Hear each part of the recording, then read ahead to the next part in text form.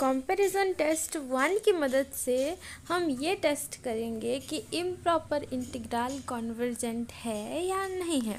Here we compare two integrals. ठीक है, अगर आपको कोई एक नॉन इंटीग्रल पता है कि हाँ ये कन्वर्जेंट है या फिर हाँ ये डाइवर्जेंट है at the point, at a singular point, ठीक है, तो आप उसकी मदद से उसको कोई और इंटीग्रल के साथ कंपेयर करके वो अननोन इंटीग्रल का कन्वर्जेंस टेस्ट कर सकते हैं। तो हमें यहाँ कंपैरिजन करना है कोई भी टू इंटीग्रल्स का, कोई भी टू इम्प्रॉपर इंटीग्रल्स का। ठीक है, जिसमें से एक हमको पता है कि वो डाइवर्जेंट है या फिर कन्वर्जेंट है, और दूसरे को हमको दोनों को कंपेयर करके पता लगाना है कि हाँ ये भी कन्वर्जेंट है या फिर हाँ ये भी डाइवर्जेंट है। ठीक है, अच्छा, अब ये टेस्ट कहता क्या है उसको जान लेते हैं। Here we will assume that A is the only point of infinite discontinuity if F and G पूरे के पूरे इंटरवल के सारे पॉइंट्स के लिए हमारा ये फंक्शन और ये फंक्शन का वैल्यू आइदर पॉजिटिव होगा और नेगेटिव होगा। अगर नेगेटिव होगा तो -f और -g कंसिडर करके हम इसको चेक कर सकते हैं, जैसे मैंने आपको पहले बताया था। ठीक है, ओके। और जब कोई ऐसा एक पॉइंट एग्जिस्ट करेगा for which this all is positive but उसी पॉइंट के लिए नेगेटिव होगा, तो उस केस में क्या करेंगे वो भी हम बाद में पढ़ेंगे। लेकिन यहाँ हम ये केस कंसिडर करेंगे कि ये जो दोनों फंक्शन है, ये दोनों ही फंक्शन पॉजिटिव हैं ये इंटरवल के अंदर, यानी कि for all value of x belongs to this closed interval f of x and g of x are greater than 0। Okay, so let f and g are two positive functions such that f of x is always smaller than or equal to g of x for all x belongs to this closed interval ab. Then this improper integration of the function f of x dx from a to b converges if integration of the function g of x dx from a to b, this improper integral converges.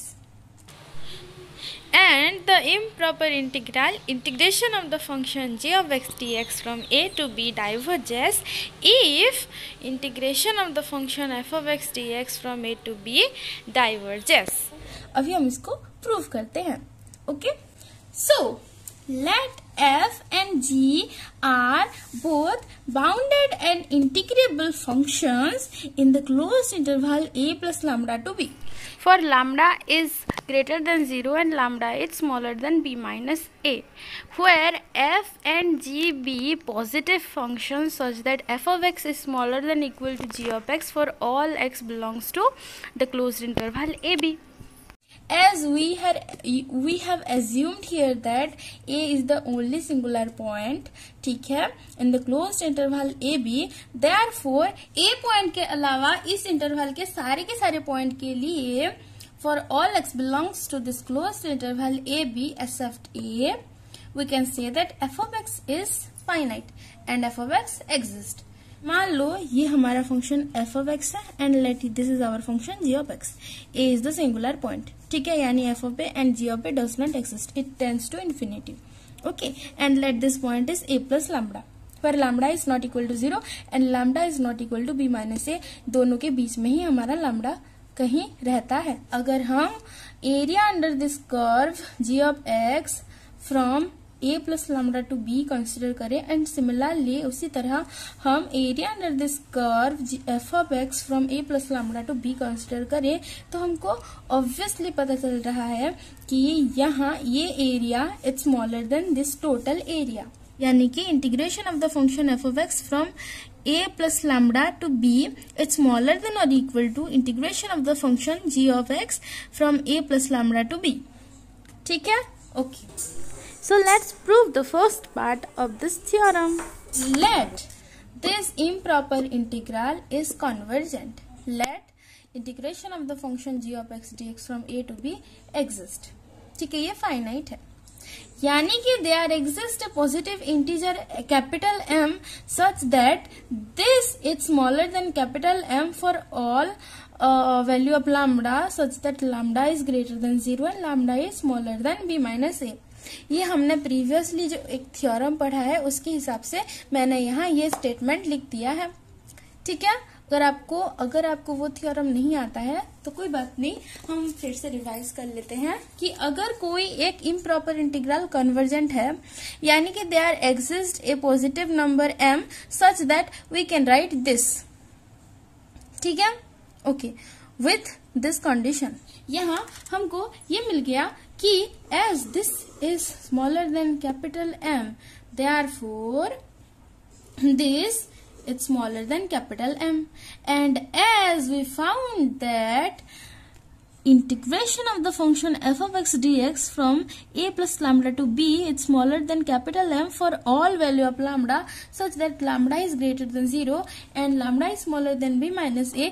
यानी कि हमारा function f of x dx का जो integration है from a to b, it exists and it is finite. यानी कि integration of the function f of x dx from a to b is convergent at the point a. This improper integral is convergent. जो हमने पहले theorem पढ़ा है उसके हिसाब से. तो पहला पार्ट हमने क्लियर कर लिया. Similarly, if this improper integral is divergent at a, then the function of lambda यानी कि this is not bounded above and not bounded below as well as. ठीक है. देखिए, हम कोई एक इम्प्रॉपर इंटीग्रल को कन्वर्जेंट तभी कहेंगे अगर हमारा integration of the function f of x dx from a plus lambda to b ये बाउंडेड होगा तो. And as here we have assumed that this improper integral is divergent, therefore this is unbounded, यानी कि ये bounded above नहीं है. And as हमें ये पता है कि this is a function of lambda. ठीक है. And this is obviously smaller than or equal to integration of the function f of x dx. Integration of the function g of x dx from a plus lambda to b. And in दोनों ही case में ये दोनों ही function lambda का ही है. ठीक है. दोनों ही function में वेरिएबल कौन है? लैम्बडा है ना. और this function is smaller then that function, वो g of x का integration from a plus lambda to b. ठीक है. अगर यही बाउंडेड नहीं है तो इससे बड़ा वाला फंक्शन ऑफ लैम्बडा वो भी बाउंडेड नहीं होगा. ठीक है. अगर वो वाला फंक्शन बाउंडेड नहीं है यानी कि दैट इज नॉट कॉन्वर्जेंट, यानी कि that is divergent. Okay. And hence we have proved this also, and this is proved.